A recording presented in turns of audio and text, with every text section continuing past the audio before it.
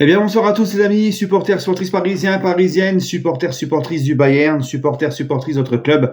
Amoureux du football, bienvenue à vous les amis. On se retrouve pour le débrief à chaud de cette défaite du Paris Saint-Germain encore en Ligue des Champions, 1-0 au Bayern. Écoutez, déjà ce premier point de la rencontre, je vais peut-être vous surprendre, je vais peut-être en prendre plein la gueule, beaucoup vont peut-être pas penser comme moi, mais c'est une défaite, mais je suis moins en colère que les précédentes ou le 1 partout contre le PSV par exemple, parce que là j'ai trouvé que le Paris Saint-Germain, alors en face c'est un très gros adversaire qui restait sur 6 victoires consécutives avec 6 clean sheets, d'ailleurs ça leur en fait 7 ce soir, en pleine bourre, en pleine confiance. Ça reste un monstre européen avec un effectif beaucoup plus expérimenté, complet et fourni que le nôtre. Mais malgré tout, j'ai trouvé un PSG qui a perdu, mais sans être ridicule, qui a perdu en ayant tout donné. Et même à 10 contre 11, où ça est devenu encore plus compliqué de pouvoir rivaliser, à 10 contre 11, un PSG qui s'est procuré des occasions, qui a continué de presser, de mettre de l'intensité, de mettre de l'impact et de vouloir à tout prix essayer au moins de ramener un match nul de Munich. Je vous avais dit dans l'avant-match que moi, je signais tout de suite pour un match nul à Munich. Voilà, dans l'avant-match, je vous l'avais dit, j'avais même dit un partout. Mais voilà le PSG, les amis, qui pour moi a pas fait un match dégueulasse. Un PSG qui pour moi a joué avec ses armes à Munich, qui a essayé, avec Luis Enrique, qui a changé, qui a mis un 4-4-2, qui a essayé de changer tactiquement quelque chose, de presser haut le Bayern, de leur empêcher de trouver les espaces, de les gêner à la première relance, d'essayer de les gêner tactiquement. Et j'ai trouvé que dans l'ensemble, nos joueurs du PSG, au niveau pressing, intensité, tout ça, ont répondu présent. Maintenant, les amis, le seul but de cette rencontre, eh bien, c'est encore et toujours une erreur de défense et aussi une erreur de gardien. Et pourtant, cette fois-ci, Gigio Donnarumma n'était pas dans les cages. C'était la grosse le gros changement dans la compo du Enrique. Surprise, non, parce qu'on sentait que Donnarumma, ça devenait de plus en plus compliqué et on a vu Safonov ce week-end en tant que titulaire, donc on pouvait le pressentir, mais c'était quand même un gros coup de mettre Safonov titulaire ce soir dans un match face au Bayern, alors que Donnarumma n'est pas blessé ni quoi que ce soit, ni malade. C'est un gros désaveu de la part du coach envers Donnarumma. Et moi, j'avais fait une vidéo pour vous dire que je ne voulais pas que Donnarumma soit prolongé au PSG et que pourquoi pas, dès maintenant, on essaye de tester un autre, Safonov ou Tenas, et que Donnarumma, fallait peut-être commencer à tourner la page parce que dans les gros matchs qui comptent en Ligue des Champions, à chaque fois, il va te faire une merde qui va te coûter un but.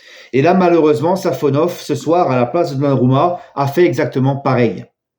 Safonov, ce soir, les amis, si on enlève sa boulette, Safonov fait un très bon match ce soir. Il enlève des super bons ballons. Il a enlevé notamment une frappe énorme à 2-0, il nous maintient en vie avec il enlève la frappe de Moussiala là du bout des doigts, il l'enlève sur le poteau. Il a fait les arrêts qu'il fallait, mais sur ce but, voilà, il est pas assez ferme sur sa sortie au point. Il manque d'autorité dans sa surface et il se trouve complètement sur sa sortie au point. Mais, attention, je dis bien mais, parce que pour moi, il n'est pas le seul fautif dans cette histoire. Il y a aussi la défense qui défend très mal et il n'est pas normal de voir le Coréen Kim qui marque être tout seul et pouvoir ajuster tranquillement sa tête. Voilà. Donc ce but, c'est à cause d'une erreur défensive et une erreur aussi du gardien. Et comme je vous l'avais dit dans l'avant-match, si on espère ramener quelque chose face à Munich, là-bas, il va falloir faire le match parfait, sans faute. Et on ne l'a pas fait. Malgré toutes les bonnes intentions, malgré les efforts de nos joueurs, encore une fois, il n'y a pas de honte à perdre en étant... ce qui est honteux, c'est de perdre en étant lamentable. Ou de perdre des points et de perdre comme face à Atletico ou Eindhoven où tu loupes 40 000 occasions toutes faites. Là, j'ai un sentiment un peu moins de colère. Mais voilà, Nous n'avons que 4 points. Nous n'avons que 4 points. Des gens m'ont posé la question, si on perdait ce soir, est-ce qu'on allait être éliminé de la Ligue des Champions? Non, il te reste encore 3 matchs. Tu accueilles City, tu vas à Salzbourg, tu vas à Stuttgart, donc ce ne sera pas des matchs faciles. Mais tu as encore l'espoir d'arracher ces barrages. Les barrages, c'est encore largement possible. Maintenant, les 8 premières places directement qualifiées pour les 8e, oublie, c'est mort. Maintenant, les amis, je vais vous dire sincèrement, moi, là où j'ai le plus de regrets, bien sûr que ce soir, je suis dégoûté, on a perdu, il y avait moyen et possibilité de ramener au moins un point du Bayern. D'ailleurs, deuxième mi-temps, pour en revenir un peu sur le contenu du match, j'ai pas fini, mais deuxième mi-temps, début de deuxième mi-temps, on était bien en place, on était bien, et là, il y a ce rouge qui vient définitivement, pratiquement, enterrer tes espoirs, malgré toute la bonne volonté de nos joueurs derrière d'essayer de faire quelque chose. Mais à 11 contre 11, c'était déjà très compliqué. Alors à 10, je t'explique pas. Voilà, expulsion très sévère. Pourquoi pas le jaune sur la deuxième faute? Ok, il met un peu d'engagement. Ok, il touche le joueur. Bon. Mais le premier jaune, juste parce qu'il a osé protester. Il y en a combien qui le font dans un match? Je pense que si c'est par exemple un joueur du Real, jamais il prend jaune. Mais bon, bref, ça c'est un autre débat. Mais pour moi, du coup, cette expulsion, ce double carton jaune est très sévère parce que le premier carton jaune, c'est n'importe quoi. Et le deuxième, bon, qui met jaune, il n'y a pas de scandale. Mais s'il ne le met pas, il n'y a pas de scandale non plus, quoi. Donc franchement, c'est une expulsion assez sévère. Mais on va pas se cacher derrière l'expulsion. Mais ça a compliqué vraiment beaucoup plus les choses pour essayer ensuite de renverser la situation ou espérer revenir au score. Mais voilà, j'ai beaucoup plus de regrets dans le match face au PSV, au Parc, face à un adversaire largement à ta portée, où tu as loupé un nombre incalculable d'occasions. Le match face à l'Atlético clownesque aussi devant les cages, où tu loupes 40 000 occasions, et en fin de match, tu te bouffes un contre de merde avec un but de merde.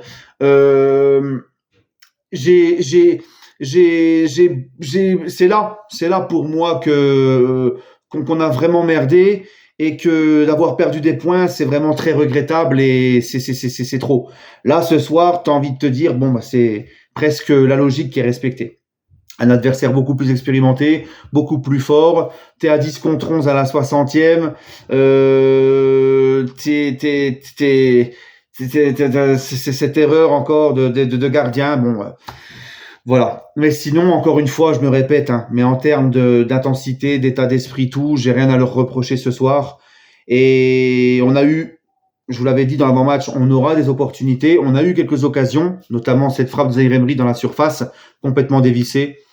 Bref, il fallait faire le match parfait pour ramener quelque chose de Munich. Et comme je vous l'ai dit, on ne l'a pas fait. Maintenant, les amis, il y a quand même du positif à tirer de ce match. Voilà.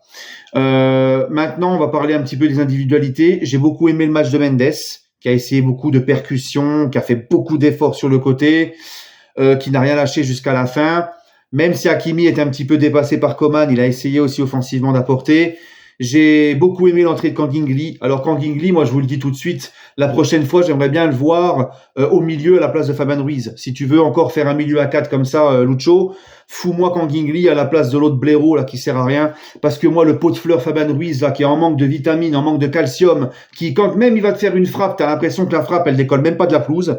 T'as l'impression que le ballon il arrive même pas il reste sur la pelouse en fait, il arrive pas à décoller. Le mec il est en manque de calcium, il est en manque de je sais pas, il en manque de vitamines, lent, nonchalant pour essayer de récupérer le ballon. On dirait il a peur de mettre le pied. Quand il a le ballon, il en fait quasiment rien, ou alors c'est des passes en retrait, où il est lent, prise de décision lente. C'est toujours pareil. Il est là au milieu, il marche comme ça, il se promène. Tu sais, on dirait un touriste, il marche un peu comme ça là.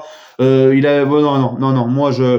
Et d'ailleurs, j'ai été très surpris de voir que Zaïre Emery est sorti pour faire rentrer Kangin et que l'autre était encore, le pot de fleurs était encore sur le terrain. Bon, après, il est sorti remplacé par, je sais même plus par qui, Asensio qui a fait une rentrée pas terrible. Il y a eu aussi l'entrée de Ramos, ce fameux neuf qui nous manquait depuis un certain temps. Ramos, il revient d'une longue blessure. Il rentre dans un match compliqué où tu es à 10 contre 11. Qu'est-ce que tu veux essayer de lui reprocher quoi que ce soit? Il a fait ce qu'il a pu, il revient d'une longue blessure, c'est compliqué. Le scénario, le contexte dans lequel il rentre, c'est très compliqué. Bon, mais il va faire du bien son retour. Maintenant, les amis, j'ai trouvé Vitinha et João Neves un petit peu, voilà, on en attend plus. On attend plus, surtout de Vitinha qui nous habitue à bien mieux. Le Bayern était très bien en place aussi sur les phases défensives. C'est des grands joueurs en face.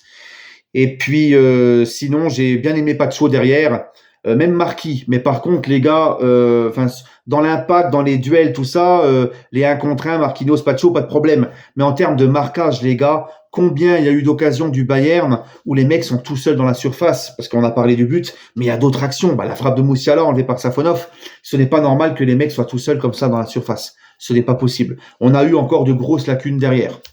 Bref, les amis, mes tops, mes flops, je vais mettre Mendes en top, je vais mettre Kang In-lee pour son entrée, et je vais mettre Pacho derrière, qui a quand même enlevé pas mal de ballons, qui a gagné beaucoup de duels, et puis qui très souvent défend en avançant, et moi j'aime ça. En flop, le pot de fleurs Fabien Ruiz, comment il s'appelle, Safonov pour sa bourde, désolé, malgré qu'il fait des arrêts, et bien sûr, en autre flop, j'ai bien envie de mettre Vitinha au milieu, j'en attends beaucoup plus. Et on va peut-être aussi parler du Cup, parce que 3500 ultras du PSG, on les a entendus tout au long du match. Ils ont fait le job comme d'habitude, eux ils ne déçoivent jamais, ils sont toujours là.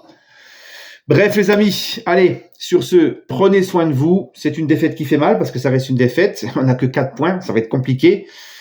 Mais encore une fois, c'est une défaite qui n'est pas honteuse et qui fait moins mal que le match Arsenal, que celle contre l'Atlético et même le match nul contre Eindhoven. Voilà. Allez, prenez soin de vous. Dites-moi ce que vous en pensez. Prenez soin de vous, les amis. Et toujours encore, allez Paris.